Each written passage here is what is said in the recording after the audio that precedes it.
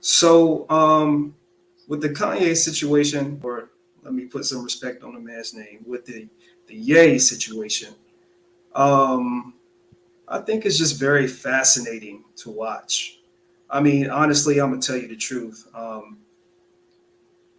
When you when you get $11 billion, because that's what came out of his mouth.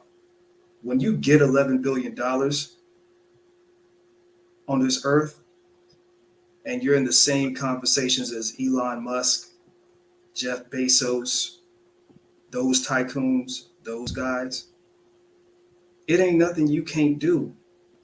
And I think that, we have to look at different situations. We have to look at, I think what we're seeing is we're seeing a renaissance of business. We're seeing a new way for business to be conducted for quote unquote Black people and melanated people, right? So I think, like, for instance, Jay Z only had his music exclusively licensed to Tidal because he was a majority owner of that streaming service for like 10 years. And then, on his 50th birthday, he decided to go and put it on Spotify, Apple Music, and the rest of the streaming platforms. Kanye, or Ye, when he released Donda 2, I think it was, he said F Spotify. And he went and he created his own music player. And the only way that you could listen to Donda 2 was on that. So I think, and to be real, even though Kanye was, even though Ye was able to garner $11 billion, I don't even think it's about the money, because Ye is going to be living better than the majority of regular everyday people while he's fighting this fight. He's not going to be fighting this fight from a cardboard box. He's still going to be on private jets and on private islands. He's still going to be in his $450,000 house across the street from Kim K. He's still going to be in Calabasas. He's still going to be given platforms to speak.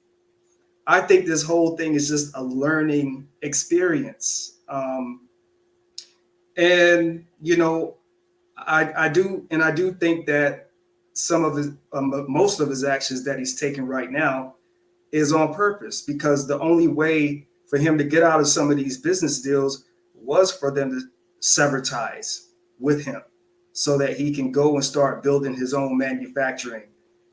Kanye, see, the thing about, I heard Jim Jones say this one time when he was on doing an interview with the Breakfast Club, when they were asking him, is it better to be an artist with a record deal, or is it better to be an artist that's independent?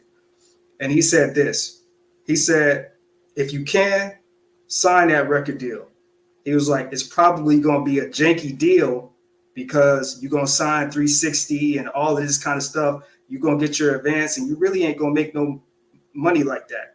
But the purpose of that is to get your name out there, is to, and I quote unquote, this is what I love, he said, exploit the system. Right. So that when you finish your contract and you become an independent artist, you got your name out there. You got the knowledge. You was able to get in the game and get what you needed and get back out and do it for yourself. So I like what Ye is doing. I don't want to be judgmental because, quite frankly, I don't think any of us have seen a dust storm like this in the business world ever, period. Not with Jay-Z, not with Puffy, not with 50, not with Birdman, not with Master P. So I'm just sitting back and learning, and I'm critiquing, and I'm like a student, you know what I'm saying? Because I'm always just trying to soak up whatever knowledge I can get out of the situation.